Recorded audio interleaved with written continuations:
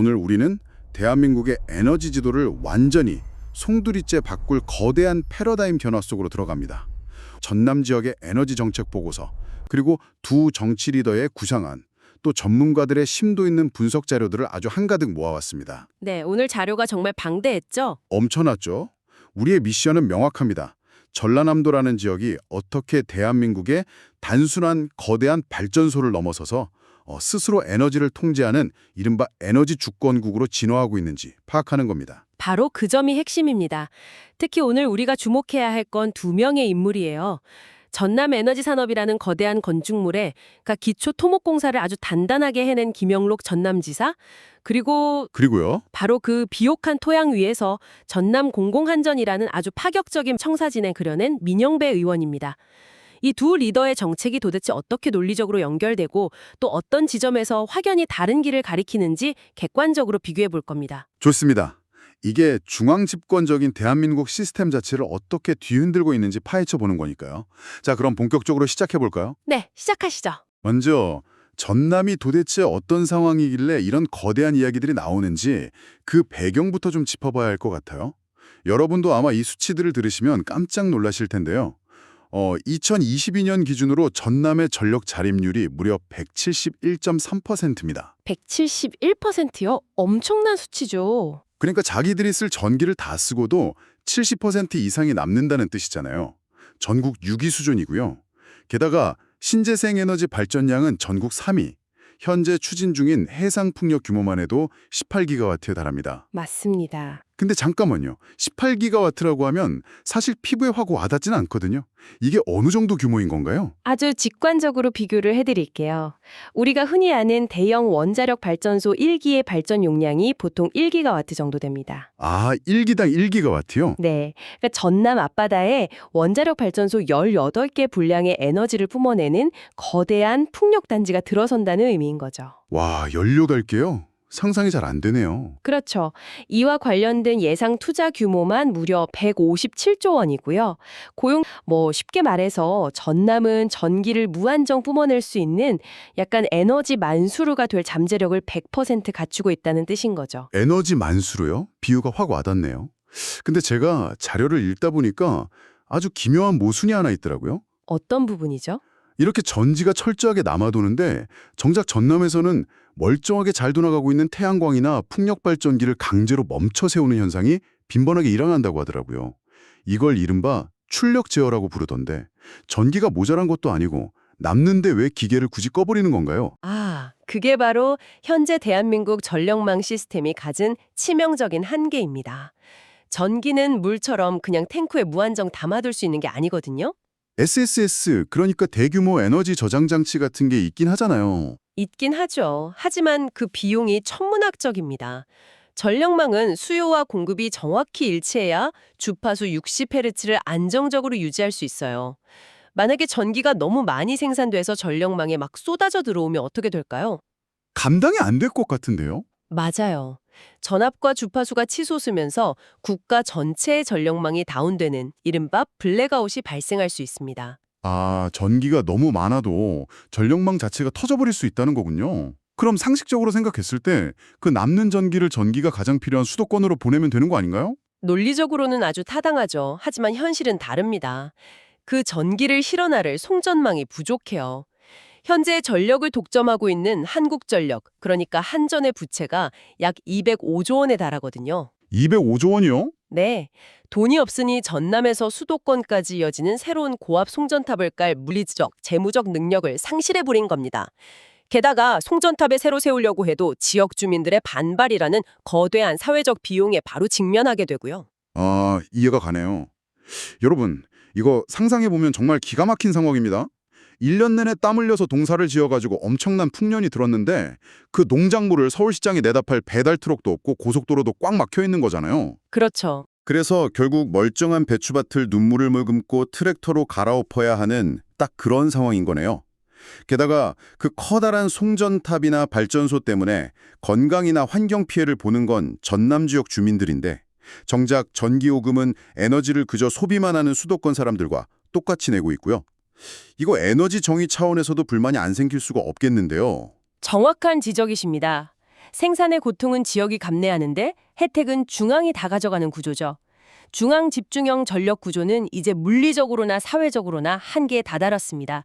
바로 이 막다른 골목에서 김영록 전남지사가 아주 강력한 카드를 꺼내듭니다. 시스템의 룰 자체를 바꿔버리려는 시도죠. 그게 바로 2025년 11월에 확정된 분산에너지 특화 지역, 이른바 분산특구 지정인 거군요. 맞습니다. 저는 이 대목에서 김영록 지사의 행정과정 역량에 좀 놀랐습니다. 원래 정부나 업계에서는 해남의 솔라시도, 그러니까 한 145제곱킬로미터 정도의 특정 구역만 약간 테스트베드 느낌으로 특구가 될 줄 알았거든요. 보통 그렇게 예상했죠. 네, 그런데 김 지사가 판을 완전히 키워버립니다. 전남 22개 시군 전역, 무려 12,363제곱킬로미터를 전부 특구로 묶어버렸어요. 그 면적의 확장에 갖는 의미를 우리가 제대로 파악해야 합니다. 이 분산특구의 기본 철학은 지산지소, 즉 지역에서 생산한 전기는 지역에서 소비하겠다는 겁니다. 그런데 이걸 현실로 만드는 진짜 마법, 그 무기는 바로 규제 샌드박스에 있습니다. 규제 샌드박스요? 네, 수십 년 동안 대한민국의 모든 전기는 무조건 한전을 통해서만 사고팔 수 있었잖아요. 철옹성 같은 독점 체제였죠. 그런데 이 특구 안에서는 발전 사업자가 한전을 거치지 않고 지역 내의 기업이나 주민에게 전기를 직접 할 수 있는 직접 PPA가 허용됩니다. 잠깐만요. 이 부분은 확실히 짚고 넘어가야 할 것 같아요.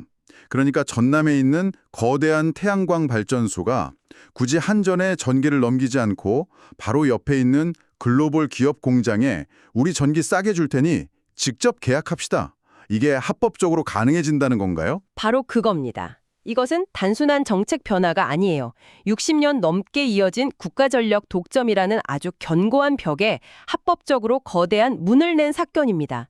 한전이라는 거대한 중개인을 빼버리니까 발전소는 조금 더 비싸게 팔 수 있고 기업은 한전 요금보다 더 싸게 살 수 있는 완벽한 윈닝 구조가 만들어지는 거죠. 아, 그러니까 그 독점의 문이 열리자마자 이 단단하게 다져진 기초 토목공사 위로 글로벌 기업들이 막 몰려들기 시작한 거군요. 특히 AI 데이터 센터들이요? 네, 반응이 즉각적이었죠. 자료 보니까 오픈 AI와 SK그룹이 전남에 글로벌 AI 데이터 센터를 짓겠다고 했고요. 삼성 SDS 컨소시엄은 무려 2조 5천억 원 규모의 국가 AI 컴퓨팅 센터 후보지로 전남을 콕 찍었더라고요. 엄청난 규모의 투자가 몰리는 겁니다. 생각해보면 챗GPT 같은 AI가 질문 하나에 대답할 때 구글 검색보다 에너지를 10배는 더 쓴다고 하잖아요. 엄청난 열을 식혀야 하니까 냉각 시스템에도 전기가 어마어마하게 들어갈 거고요. 그렇죠. 전기 먹는 하마죠. 결국 기업들 입장에서는 수도권에서 비싼 전기요금 내면서 그 부족한 송전만 기다리느니 아예 전기가 펑펑 솟아나는 전남으로 데이터 센터 자체를 이사시키는 게 훨씬 싸게 먹힌다는 계산이 선 거네요. 네, 그게 시장의 핵심 논리입니다. 에너지를 데이터 센터로 힘들게 보내는 것보다 데이터 센터를 에너지 바로 옆으로 옮기는 게 훨씬 경제적이라는 거죠. 김 지사의 큰 그림은 명확합니다. 2035년까지 발전 설비를 58.6기가와트로 늘려서 전남을 대한민국의 AI 에너지 수도로 만들겠다는 겁니다. 정말 야심차네요. 그리고 여기서 행정가 김영록의 실리주의가 빛을 발합니다. 이렇게 기업을 유치해서 파이를 확 키우고 거기서 나오는 거대한 세수와 에너지 부를 바탕으로 도민들에게 연간 1조 원 규모의 에너지 기본소득을 지급하겠다는 청사진까지 내놓았어요. 1조 원이요? 네, 철저하게 합법적인 테두리 안에서 제도를 영리하게 활용해 지역의 실익을 극대화하는 아주 현실적인 방식입니다. 자, 여기서부터 이야기가 한 차원 더 흥미로워집니다. 방금 우리가 김영록 지사가 다져놓은 이 완벽하고 단단한 기초에 대해 이야기했잖아요. 이제 이 잘 다져진 공터 위로 두 번째 인물, 민영배 의원이 등장합니다. 네, 본격적인 변혁의 시작이죠. 민 의원은 이 토대 위에서 아예 전남광주전력공사, 그러니까 전남 공공안전을 세우자는 아주 파격적인 구상을 던집니다. 그런데 청취자 여러분, 여기서 절대 놓치지 말아야 할 연결고리가 있습니다. 어떤 부분이죠? 민 의원의 이 대담한 아이디어가 갑자기 하늘에서 뚝 떨어진 게 아니라는 겁니다. 오직 김영록 지사가 분산특구라는 탄탄한 뼈대를 이미 만들어 놓았기에 성립할 수 있는 구상이라는 거죠. 이 지점이 두 사람의 정책을 연결하는 가장 중요한 열쇠입니다. 방금 말씀하신 대로 김영록 지사가 중앙정부와 치열하게 협상해서 한전을 거치지 않고 전기를 거래할 수 있는 권리를 법적으로 확보해 놓았잖아요. 네, 그게 특구의 핵심이었죠. 민영배 의원은 거기서 과감하게 한 걸음 더 치고 나가는 겁니다. 좋다. 우리가 그 권리를 얻어냈으니 이제 그 권리를 행사할 우리만의 독립적인 공기업을 직접 차려버리자는 겁니다. 와, 공기업을 직접 세운다고요? 네, 한전이라는 중앙의 통제에서 완전히 벗어나서 지역이 직접 재생에너지의 생산부터 운송, 거래까지 통합적으로 디지털 플랫폼화해서 통제하겠다는 일종의 주권선언인 셈입니다. 한전과 당당히 경쟁하는 지역 공공 경기업이라니 정말 도발적이네요. 그런데 민 의원이 구상하는 이 전남 공공환전이 실제로 만들어지면 구체적으로 여러분의 삶 혹은 시장에 뭐가 달라지는 건가요? 단순히 간판만 바꿔다는 수준은 아닐 텐데요. 파괴력이 어마어마합니다. 첫째, 지역 차등 전기요금제를 아주 강력하게 밀어붙일 수 있습니다. 송배전 비용을 확 낮춰서 수도권보다 훨씬 싼 전기를 제공하는 거죠. 기업들 입장에선 솔깃하겠네요. 그렇죠. 그리고 둘째가 더 중요한데 글로벌 수출 기업들의 생명줄인 아리백, 즉 재생에너지 100% 사용 조건을 완벽하게 맞춰줄 수 있습니다.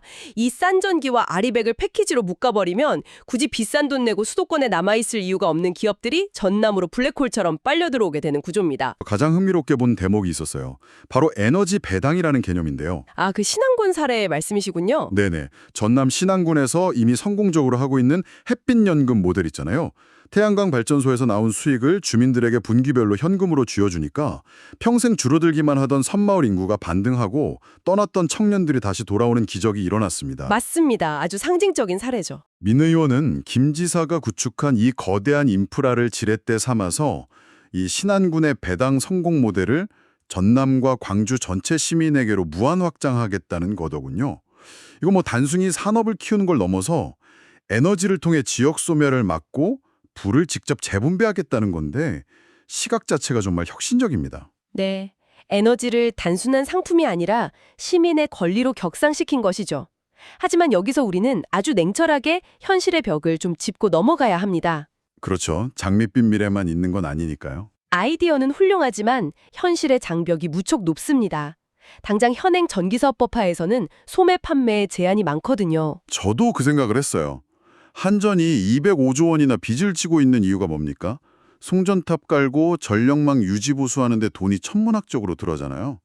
그런데 전남공공환전이 자체적으로 회사를 차리고 전력망을 다 관리한다면 막강한 국가 보조금을 받으면서 전기요금을 억누르고 있는 저 거대 공룡 한전이랑 경쟁해서 과연 살아남을 수 있을까요? 아주 예리한 지적입니다. 자칫하면 오히려 지역 주민들의 피 같은 세금만 갉아먹는 돈 먹는 하마가 될 수도 있는 거잖아요. 재무적 리스크가 너무 큽니다. 게다가 중앙정부의 엄청난 반발도 불보듯 뻔합니다. 만약 전남이 싼 에너지를 무기로 알짜 기업들을 다 가져가 버리면 당장 서울이나 에너지를 자급하지 못하는 다른 지역들의 전기요금은 폭등하게 됩니다. 국가 전체적인 에너지 불평등 문제가 당장 불거지겠죠. 중앙정부가 그런 독자적인 전력회사 설립을 쉽게 허가해 줄 리가 없겠네요. 네, 기대권의 저항이 만만치 않을 겁니다. 그렇다면 현실적으로 이 전남공공환전은 불가능한 꿈에 불과한 건가요? 이런 재무적 리스크를 피할 대안은 전혀 없는 겁니까? 대안이 아예 없는 건 아닙니다. 여기서 전문가들이 해결책으로 제시하는 힌트가 바로 독일의 슈타트베르케 모델입니다. 슈타트베르크요? 처음 듣는 개념이네요. 독일 전역에 있는 지역 에너지 공기업들인데요. 이들은 단순히 전기 하나만 팔지 않습니다. 가스, 열 에너지, 심지어 지역의 대중교통이나 상하수도 관리까지 아주 통합적으로 운영합니다. 아, 여러 인프라를 하나로 묶는 거군요. 맞습니다. 전기를 팔아 남긴 수익으로 적자가 나는 대중교통을 지원하기도 하고 반대로 에너지 쪽이 어려울 땐 다른 인프라 수익으로 메꾸는 식이죠. 전남 공공안전이 치열한 시장에서 살아남으려면 단순히 전기를 떼다 파는 회사가 아니라 지역의 모든 필수 서비스를 아우르는 거대한 에너지 생태계 기업으로 진화해야 한다는 아주 중요한 조언입니다. 하나의 수익 모델에만 의존하지 않고 지역 인프라 전체의 포트포리오를 짠다는 거군요. 굉장히 설득력 있는 대안이네요. 자, 그럼 지금까지 나온 이야기들을 종합해서 두 리더의 접근 방식을 한번 평행선상에 놓고 비교해 볼까요? 네, 좋은 포인트입니다. 여러분이 보시기에 누가 더 나은 선택을 하고 있는지 한번 속으로 판단해 보시기 바랍니다.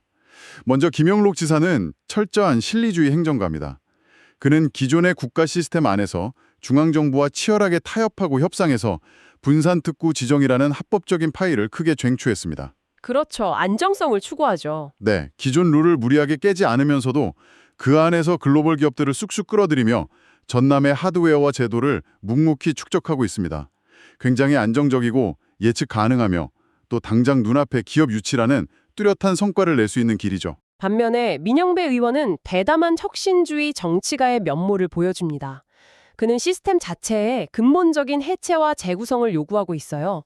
한전의 독점이라는 기존 질서의 정면으로 도전장을 내밀고 전남과 광주를 묶는 초광역 경제권 통합을 통해 완전한 에너지 주권을 이루고자 합니다. 리스크가 꽤 크겠네요. 위험 부담도 크고 중앙정부와의 갈등도 당연히 피할 수 없겠죠. 하지만 만약 이 급진적인 구상이 성공한다면 지역의 부가 중앙으로 유출되는 것을 원천 차단하고 도민에게 막대한 대당을 안겨주는 아주 근본적인 변혁을 끌어낼 수 있습니다. 그렇군요. 오늘 우리가 함께 짚어본 이 전남의 거대한 에너지 서사를 다시 한번 처음에 건축 메타포로 래핑업 해볼까요? 네, 김영록 지사가 흔들리지 않는 굳건한 안반을 다지고 법적인 허가증을 받아내고 상하수도 인프라를 깔아놓는 완벽한 기초 토목 공사를 해냈습니다. 그리고 민영배 의원은 바로 그 다져진 공터 위에 지금껏 대한민국에 단 한 번도 존재하지 않았던 전혀 새로운 형태의 거대한 설계도를 들고 나온 셈이죠. 아주 정확한 비유입니다. 여러분의 생각은 어떠신가요? 중앙정부가 만들어 놓은 틀 안에서 리스크를 줄이면 점진적으로 기업을 유치하고 성과를 쌓아가는 실용적인 토목공사, 즉 김 지사의 실리행정이 전남의 미래를 더 안전하게 담보할까요? 아니면 낡은 독점 체제를 과감하게 부수고 우리만의 독자적인 거성을 구축하려는, 즉 민 의원의 급진적인 주권론이 전남의 폭발적인 잠재력을 터뜨려줄까요? 누가 이 거대한 에너지 제국의 진정한 설계자가 될 수 있을지 참 흥미롭습니다. 여기서 분명한 진실 하나는 아무리 단단한 기초라도 그저 빈 공토로 남을 뿐이고 반대로 튼튼한 기초 없이는 절대 지어 올릴 수 없다는 사실이겠죠. 맞습니다. 그래서 마지막으로 여러분이 혼자 조용히 곱씹어 볼 만한 화두를 하나 더 던지고 싶습니다. 네, 어떤 화두죠? 이 전체 서사를 더 넓은 국가적 차원으로 확장해 보는 겁니다. 만약 전라남도의 이 거대한 에너지 독립 실험이 완벽하게 성공해서 막대한 부와 기업을 거머쥐게 된다면 과연 대한민국 전체는 어떻게 될까요? 다른 지역들도 가만히 보고만이지는 않겠죠. 바로 그겁니다. 당장 강원도는 자신들의 맑은 식수를 무기로 자원주권을 선언할 것이고요. 충청도와 전북은 자신들의 풍부한 식량을 무기로 독립적인 자원회사를 차리려 할지도 모릅니다. 도미노 현상이죠. 와, 상상만 해도 엄청난 파장이네요. 우리가 지금 이 심층 탐구에서 다룬 전남의 에너지 정책은 단순한 전기 이야기가 아닙니다. 한 지역의 에너지 정책이 국가 시스템의 해체와 재구성을 상상하게 만들다니 정말 묵직하고 강력한 질문입니다. 오늘 우리가 함께 깊이 파고든 이 두 리더의 얽히고 설킨 서사가 여러분의 머릿속에 지적인 즐거움을 주는 아하 모멘트가 되었기를 진심으로 바랍니다. 네, 오늘 정말 흥미로운 시간이었습니다. 지금까지 여러분을 훌륭한 정보의 세계로 안내하는 심층 탐구였습니다. 여러분의 일상을 깨울 다음 지적 호기심과 함께 저희는 다시 돌아오겠습니다.